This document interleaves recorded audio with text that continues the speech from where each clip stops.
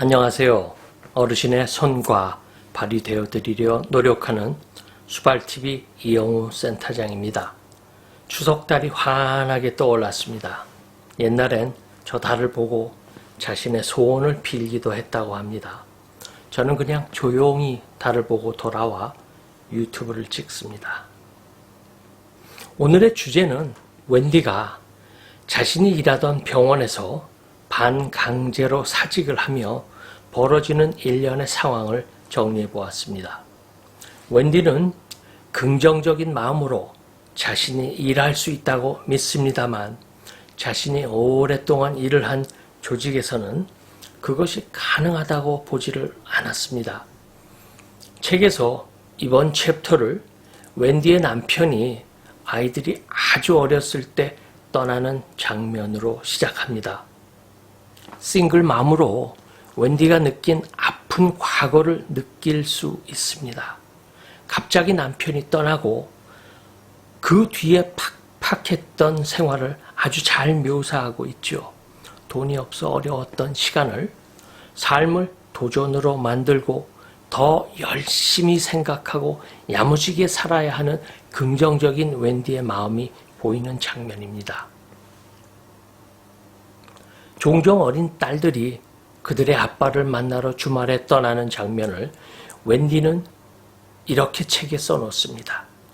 애들이 떠나면 집이 얼마나 썰렁하고 조용하든지 자신의 심장을 가방에 담아 애들이랑 보내는 것 같다는 것입니다. 그렇게 자신의 딸들을 사랑하던 웬디에게 바로 이 부분에서부터 알츠하이머 증세가 서서히 진전된다는 몇 가지 사건이 발생을 합니다.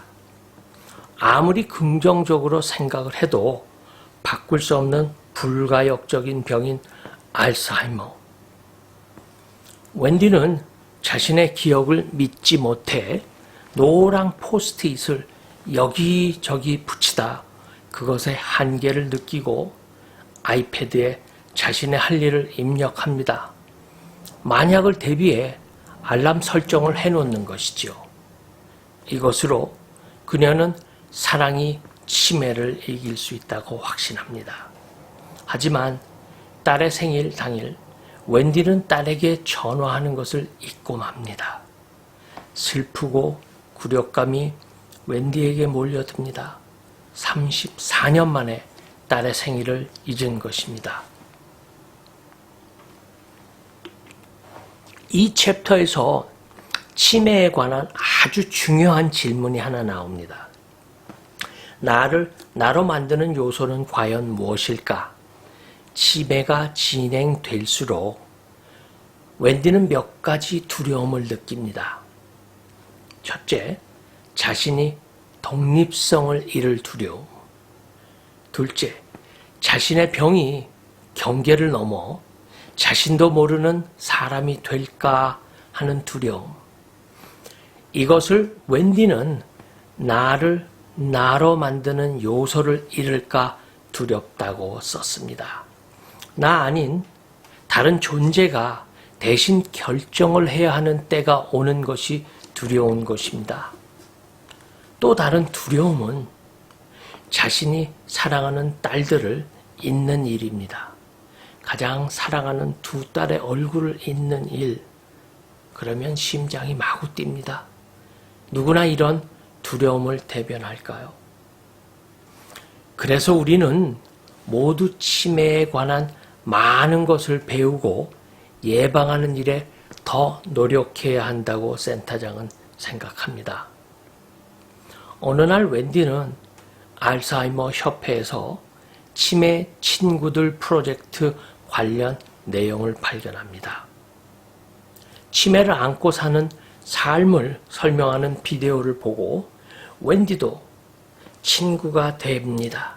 그리고 치매 친구들 챔피언이 되면 인터넷 바깥의 세상에도 이 개념을 전파할 기회가 있다고 하여 교육 프로그램에 참여합니다.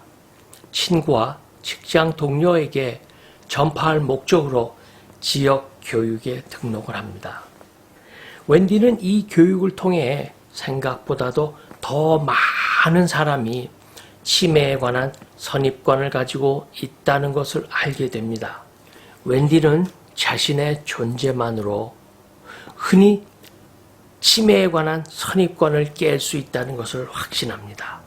그리고 자신을 통해 치매가 나이와 무관하다는 것을 상기시키려 합니다. 하나 물어보고 가겠습니다. 여러분이 생각하는 치매 환자에 대한 선입관은 무엇입니까? 웬디는 프로그램에 참석한 사람들에게 아주 멋진 강연을 합니다. 시작하기 전에 어쩌면 제가 다른 선입관을 깨야 할 겁니다. 치매라는 단어를 들으면 흔히 마지막을 연상합니다. 어쩌면 여러분도 그렇게 생각했을지 모릅니다. 그래서 치매 말기가 되기 전에 어떻게 시작되는지, 그리고 그 시작과 마지막 사이에는 삶을 이어갈 긴 시간이 존재한다는 것을 알려드리고 제가 여기 앞에 서 있습니다. 우리 치매 환자들이 어떤 단계에 있든 우리를 포기하지 마세요. 우린 아직 나눠줄 게 아주 많습니다. 우리는 다만 다른 방식으로 나눌 뿐입니다. 라고 웬디는 책에 썼습니다. 웬디는 직장에서 가능한 한 오래 업무를 지속하고 싶지만 치매라는 사실을 숨기기가 나날이 더 어렵다는 것을 압니다. 솔직히 업무보다 그게 더 피곤하다고 웬디는 생각을 합니다. 늘 통화 상대가 누구인지 알아내려고 흐려지는 기억을 들쑤셔 실마리를 찾곤 합니다. 이런 일로 웬디는 직장 상사와 상담을 하지만 결국 직장에서 건강상의 사직을 종용받습니다. 웬디는 사직 전 자신의 팀원들에게 자신의 상태에 관해 알립니다. 팀원을 반으로 나누고 그들과 함께 치매 친구들 교육을 합니다. 치매 환자가 어린 시절의 기억은 선명하지만 아침에 뭘 먹었는지 기억나지 않는다는 것들에 관한 설명을 합니다. 가장 최근의 기억부터 사라지는 병. 하지만 기억의 다른 부분, 감정에 관한 설명도 해줍니다. 치매 환자들도 같이 있을 때 느낀 사랑과 행복과 편안함 같은 감정은 남아 있습니다. 같이 있을 때 한 일, 한 말, 심지어 방문 사실을 치매 환자들이 잊을지라도 그들을 보면서 안전하고 행복하게 느낀 것을 치매 환자들도 안다는 것입니다. 그러니 치매 환자들이 기억하지 못하는 것 같아도 방문을 중단하면 안 됩니다. 라고 웬디는 팀원들에게 마지막으로 말을 합니다. 이 부분이 이 책에서 치매에 관한 가장 중요한 점을 잘 표현해 주었다고 센터장은 생각합니다. 뇌의 한 부분인 사건을 기억하는 파트에 기억은 사라지지만 우리의 감정을 맡은 파트는 남아있다는 것입니다.